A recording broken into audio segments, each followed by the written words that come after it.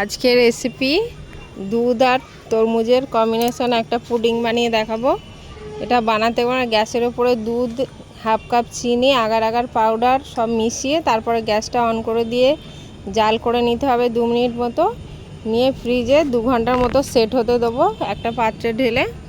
তারপর এখানে তরমুজগুলো টুকরো করে কেটে নিয়েছি, এগুলো মিক্সির জারে বেটে একটা ছাঁকনিতে ছেঁকে নিতে হবে।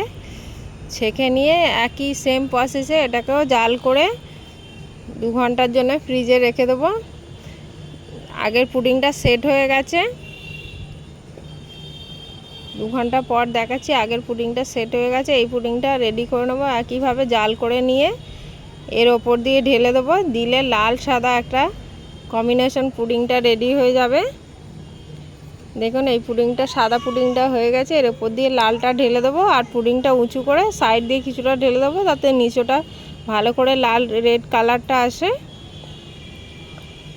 আর আমার ভিডিওটা যদি ভালো লেগে থাকে লাইক কমেন্ট শেয়ার করবেন। ফেসবুক থেকে দেখলে আমার পেজটি ফলো করবেন, আর ইউটিউব থেকে দেখলে আমার চ্যানেলটি সাবস্ক্রাইব করে দেবেন প্লিজ। এভাবে একবার বাড়িতে বানিয়ে দেখতে পারেন, বাচ্চাদের খুবই পছন্দের।